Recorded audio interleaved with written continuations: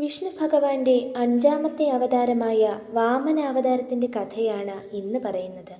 ആളുകൾക്കിടയിൽ രണ്ടു തരത്തിലുള്ള അഭിപ്രായമുണ്ടാകാനിടയായ ഒരു കഥയാണ് വാമനാവതാരത്തിന് പിന്നിലുള്ളത്.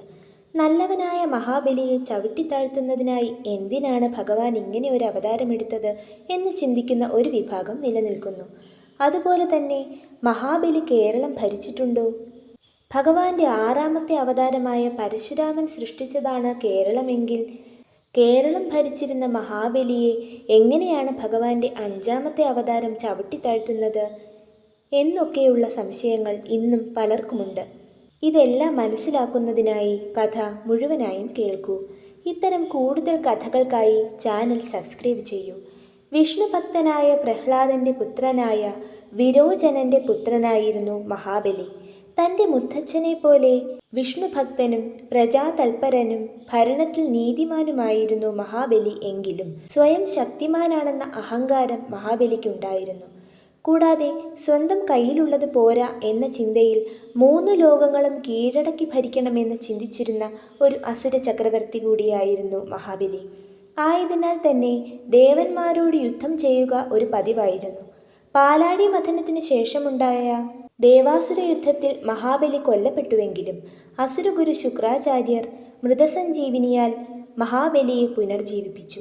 ശേഷം മഹാബലി യാഗങ്ങൾ നടത്തി കൂടുതൽ ശക്തനാകുകയും മൂന്ന് ലോകങ്ങളും കീഴടക്കുകയും ചെയ്തു. ദേവലോകം നഷ്ടപ്പെട്ട ദേവേന്ദ്രനും ദേവന്മാരും വിഷ്ണു ഭഗവാനെ കണ്ട് സങ്കടമുണർത്തിച്ചു. കൂടാതെ മകനായ ദേവേന്ദ്രന്റെ ദുഃഖം കണ്ട് വിഷമിച്ച അതിഥി കശ്യപ മഹർഷിയുടെ ഉപദേശപ്രകാരം പയോവ്രതം അനുഷ്ഠിക്കുകയും ഇതിൽ സംപ്രീതനായി പ്രത്യക്ഷപ്പെട്ട വിഷ്ണു ഭഗവാനോട് ഭഗവാൻ തൻ്റെ മകനായി പിറന്ന് ഈ പ്രശ്നം പരിഹരിച്ച് ഇന്ദ്രന് ദേവലോകം തിരികെ നൽകണമേ എന്ന് അഭ്യർത്ഥിച്ചു. ഭഗവാൻ അങ്ങനെയാകട്ടെ എന്ന് അനുഗ്രഹിക്കുകയും പ്രശ്നം പരിഹരിക്കാമെന്ന് പറയുകയും ചെയ്തു. ശേഷം ഒരു ദ്വാദശി നാളിൽ ചിങ്ങമാസത്തിലെ തിരുവോണം നക്ഷത്രത്തിൽ അഭിജിത്ത് മുഹൂർത്തത്തിൽ ഭഗവാൻ അതിഥിയിലൂടെ അവതാരമെടുത്തു. ദിവ്യായുധധാരിയായി ജനിച്ചുവെങ്കിലും പിന്നീട് ഒരു വാമന വടുവിൻ്റെ രൂപം സ്വീകരിച്ചു. വാമനൻ എന്നാൽ പൊക്കം കുറഞ്ഞത് എന്നും വടു എന്നാൽ ബ്രഹ്മചാരി എന്നും അർത്ഥം. ബ്രഹ്മാവും മറ്റു ദേവഗണങ്ങളും വാമനമൂർത്തിക്ക് കമണ്ടുലു, ഭിക്ഷാപാത്രം, ജപമാല, ദണ്ഡ് തുടങ്ങി സമ്മാനങ്ങളും നൽകി.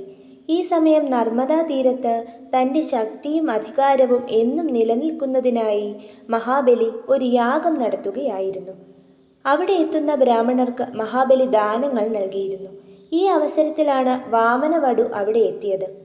വാമനന്റെ തേജസ്സും ശോഭയും കണ്ട് ഏവരും വാമനനെ നോക്കി നിന്നു.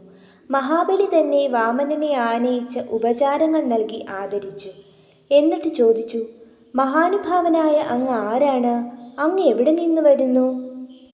ഇതിനു മറുപടിയായി വാമനൻ പറഞ്ഞു, മഹാരാജൻ, ഞാൻ കേവലം ഒരു താപസപുത്രനാണ്. അങ്ങയുടെ ദാനധർമ്മങ്ങളുടെ കഥ കേട്ടാണ് ഞാൻ ഇങ്ങോട്ട് വന്നത്. അപ്പോൾ മഹാബലി ചോദിച്ചു, അല്ലയോ ബ്രാഹ്മണ, താങ്കൾക്ക് എന്തു വേണമെങ്കിലും എന്നോട് ആവശ്യപ്പെട്ടുകൊള്ളൂ, ഞാനത് നൽകുന്നതാണ്.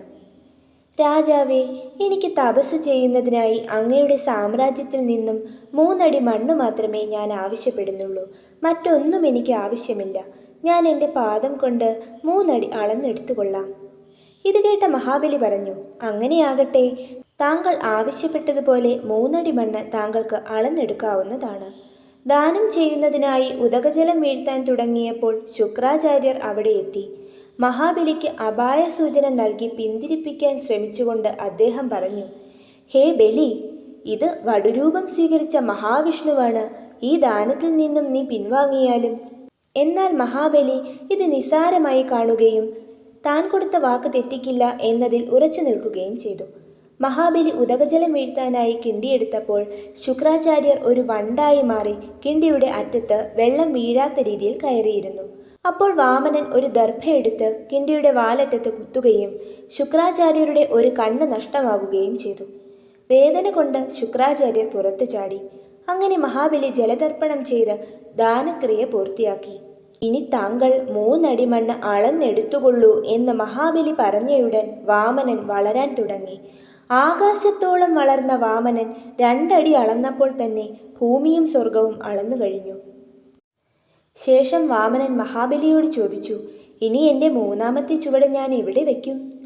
തൻ്റെ മുന്നിൽ നിൽക്കുന്നത് സാക്ഷാൽ മഹാവിഷ്ണുവാണെന്ന് മനസ്സിലാക്കിയ മഹാബലി തൻ്റെ സകല അഹങ്കാരങ്ങളും ഞാനെന്ന ഭാവവും അത്യാർത്തിയുമൊക്കെ ഉപേക്ഷിച്ച് ഭഗവാനു മുന്നിൽ ശിരസ്സു കുനിച്ചു.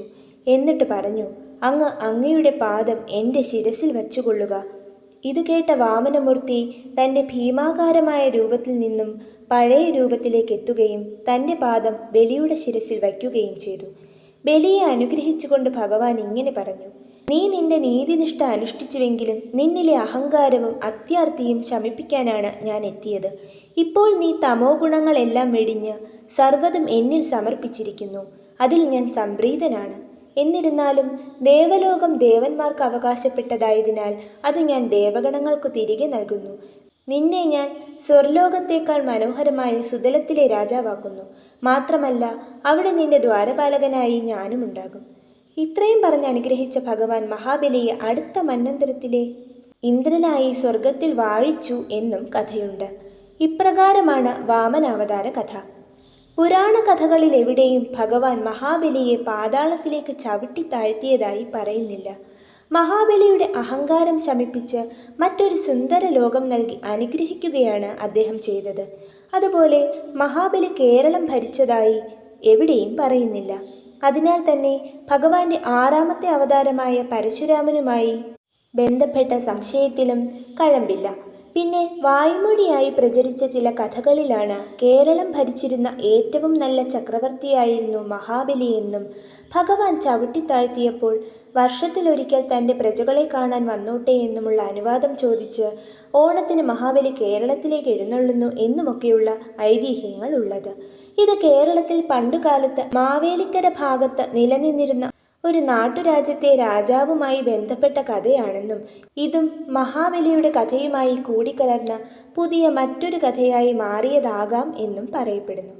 നിർഭാഗ്യവശാൽ ഈ കഥകൾ കൂടുതൽ പ്രചാരം നേടുകയും ചെയ്തു. ഓണത്തിന് തൃക്കാക്കരയപ്പനായി നാം ആരാധിക്കുന്നത് വാമനമൂർത്തിയെയാണ്. ആയതിനാൽ തന്നെ ഇനിയുള്ള ഓണങ്ങളിലെങ്കിലും വരുന്ന തലമുറകളിലേക്കെങ്കിലും തെറ്റായ ചിന്തകൾ പകരാതെ ശരിയായ ഐതിഹ്യങ്ങൾ എത്തുന്നതിനായി ഈ കഥ ഏവർക്കും ഷെയർ ചെയ്തു കൊടുക്കൂ. വീഡിയോ ഇഷ്ടമായാൽ ലൈക്ക് ചെയ്യൂ. നന്ദി.